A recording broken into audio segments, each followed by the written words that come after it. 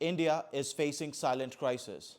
Our men are suffering emotionally, mentally, physically, and sometimes fatally.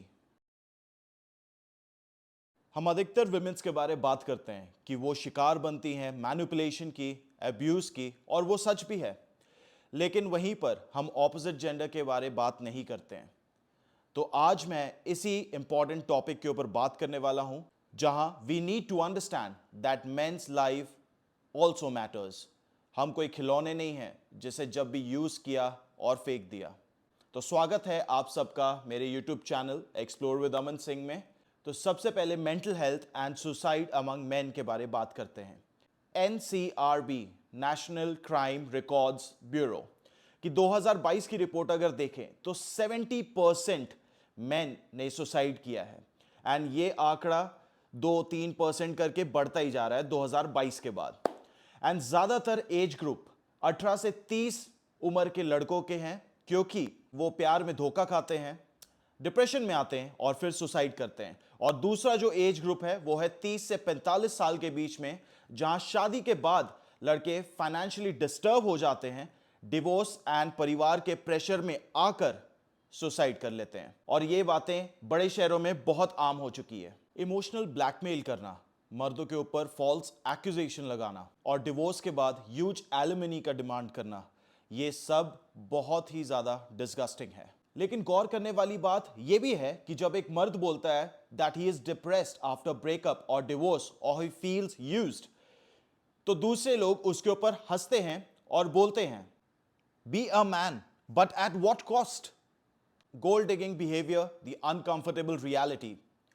कुछ लड़कियां, सारी लड़कियां नहीं, कुछ लड़कियां प्यार को पैसों से तोलती हैं। आपके पॉकेट में कितने पैसे हैं वो डिपेंड करता है कि वो लड़की आपसे कितना प्यार करती है या कितने दिन आपके साथ रहेगी। जैसे आईफोन्स, वेकेशन और शॉपिंग, ये डिसाइड करता है आपके रिलेशन का फ्यूचर। ये सब अगर आप उनको नहीं दे पाए तो उनके थिंकिंग के हिसाब से यू आर अ फेलियर। आजकल तो लड़कियां डायरेक्ट बोलती हैं कि तुम क्या दे सकते हो इंस्टेड ऑफ तुम कैसे इंसान हो। इसमें कोई शक नहीं है कि आजकल के रिलेशंस ट्रांजैक्शनल हो चुके हैं। जब तक पैसे एटीएम से निकल रहे हैं तब तक आप भगवान हो, लेकिन जिस दिन खत्म हो जाए then you are a nobody. मेरा मानना यह भी है कि चाहे वो बॉयफ्रेंड हो या गर्लफ्रेंड हो, पति हो या पत्नी हो, दोनों को मिलकर अपनी जिंदगी जीनी चाहिए, कंधे से कंधा मिलाकर, ना कि किसी को डिप्रेशन का शिकार बनाकर उसे सुसाइड जैसे स्ट्रिक्ट स्टेप लेने के लिए मजबूर कर देना चाहिए। बात करते हैं false accusation and misuse of law के बारे। विमेंस को अब्यूज से प्रोटेक्ट करने के लिए लॉ एग्जिस्ट करता है और होना भी चाहिए, लेकिन कुछ लॉ जैसे section 498A has ruined innocent lives. Men have been jailed, defamed or driven to suicide by false accusation. जहां पर कोई लड़की अगर आपके ऊपर झूठा रेप का इल्जाम लगा दे तो पुलिस आपको बिना कोई प्रूफ के जेल के अंदर कर सकती है एंड आपका फ्यूचर बर्बाद हो सकता है। Supreme Court itself has called out this misuse and asked for safeguards. अब बात करते हैं different types of toxic relationships. पहला टॉक्सिक रिलेशनशिप है मटेरियलिस्टिक रिलेशनशिप, जहां पर एक लड़की आपके साथ सिर्फ लाइफस्टाइल बेहतर करने के लिए है। महंगे कपड़े, जूते, गैजेट्स, महंगे क्लब्स जाना, दारू पीना, ड्रग्स करना, महंगे डेस्टिनेशंस जाना, 5 स्टार होटल्स में रहना, अपने पार्टनर के पैसे से बिजनेस खड़ा करना, ये सब एक टॉक्सिक मटेरियलिस्टिक रिलेशनशिप के अंदर आता है। दूसरा टॉक्सिक रिलेशनशिप है इमोशनल मैनिपुलेटर्स, जहां पर गिल्ट, टीयर्स और ब्लेम गेम खेला जाता है आपको कंट्रोल करने के लिए। यह सबसे ज्यादा डिस्कस्टिंग रिलेशनशिप में आता है, जहां पर हर बात में आपको अपराधी बना दिया जाता है। आंसुओं का सहारा लेकर छोटी से छोटी बात में आपको दोष देकर आपको इतना इमोशनल और वीक बना दिया जाता है कि आप उस सिचुएशन से बाहर ही नहीं निकल पाते हो और उस इंसान को भी छोड़ नहीं पाते हो। एक बात हमेशा याद रखो, चाहे वो लड़का हो या लड़की हो, अपना सेल्फ रिस्पेक्ट हमेशा ऊपर रखो, झुकने ना दो।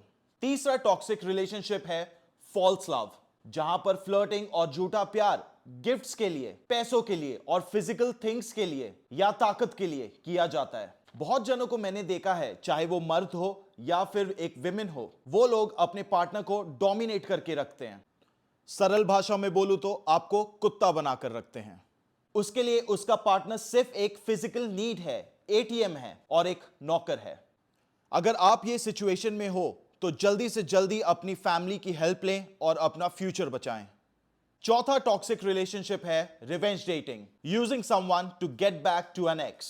ये रिलेशनशिप में एक्चुअल प्यार होता ही नहीं है, ये सिर्फ दिखावे का प्यार होता है। चाहे वो मेल हो या फीमेल हो, अपना ईगो सेटिस्फाई करने के लिए और अपने एक्स को पनिश करने के लिए वो ये रिवेंज डेट करते हैं। एंड नो डाउट ये रिवेंज डेटिंग के चलते डिप्रेशन का रेशियो बढ़ते जा रहा है। पांचवा और आखिरी टॉक्सिक रिलेशनशिप में आता है sugar baby relationships, justifying relationships only for money. ये सिर्फ इंडिया में ही नहीं बल्कि पूरे वर्ल्ड में बहुत डेंजरस सिचुएशन बन चुकी है। मैंने अपनी लाइफ में खुद देखा है जहां कुछ लड़कियां या कुछ लड़के ऑलरेडी रिलेशनशिप में होकर भी एक दूसरे पार्टनर को ढूंढते हैं, चाहे वो उनसे 40 साल बड़ा ही क्यों ना हो, लेकिन अपने शौक पूरे करने के लिए they sell themselves to live a short lifestyle where they get to sit in a luxury car or to live a lifestyle which they have always dreamt of। ये एक बीमारी है जो एक दिन उन सबको खत्म कर देगी। But the truth is, manipulation isn't a gender issue. Anyone can be an abuser or a victim.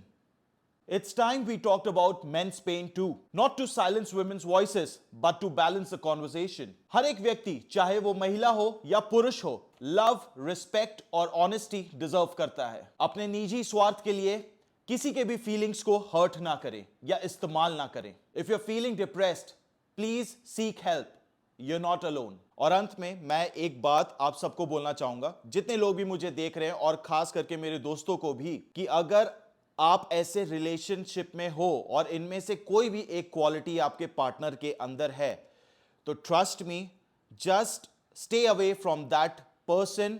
चाहे वो मेल हो या फीमेल हो, stay away from that person, because वो दिन ज्यादा दूर नहीं है कि जब आपका पूरा परिवार बर्बाद हो सकता है उस एक गलती के चलते। तो like, share, comment your thoughts and let's create a space where we all feel heard. Subscribe for more real talk.